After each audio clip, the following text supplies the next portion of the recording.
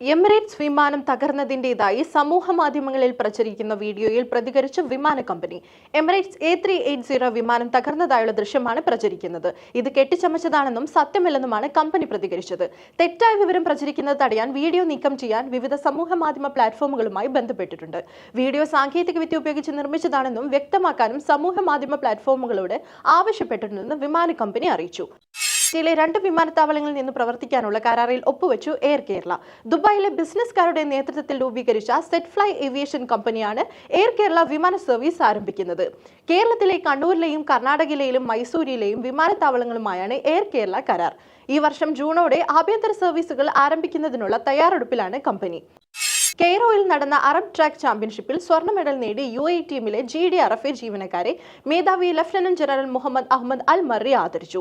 ഉപമേധാവി major general Obaid Muhair bin സുറൂറിന്റെ നേതൃത്വത്തിൽ directorate ആസ്ഥാനത്തിൽ നടന്ന പരിപാടിയിലാണ് ടീം അംഗങ്ങൾക്ക് ആദരവ് നൽകിയത്.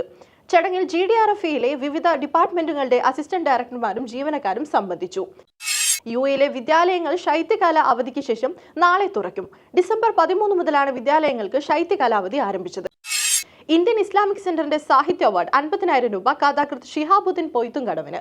അദ്ദേഹത്തിന്റെ 30 വർഷത്തെ സാഹിത്യ പ്രവർത്തനങ്ങൾക്കുള്ള ആദരമാണ് പുരസ്കാരം. ഈ മാസം 18, 19 തീയതികളിൽ ഇസ്ലാമിക് സെന്ററിൽ നടക്കുന്ന ലിറ്ററി ഫെസ്റ്റിനോടനുബന്ധിച്ച് പുരസ്കാരം വിതരണം ചെയ്യും. കഥകളിലൂടെയും ഭാഷാ പോഷണിയിൽ പ്രസിദ്ധീകരിച്ച ഗൾഫിലെ കഫറ്റീരിയകളുടെ ചരിത്രമെഴുത്ത് ഉൾപ്പെടെയുള്ള പഠനങ്ങളിലൂടെയും പ്രവാസ ജീവിതത്തെയും അതിജീവനത്തെയും സൂക്ഷ്മമായി അവലോകനം ചെയ്യുന്ന രചയിതാവാണ് ഷിഹാബുദ്ദീൻ പൊയ്ത്തുംകടവെന്ന് ജൂറി വിലയിരുത്തി.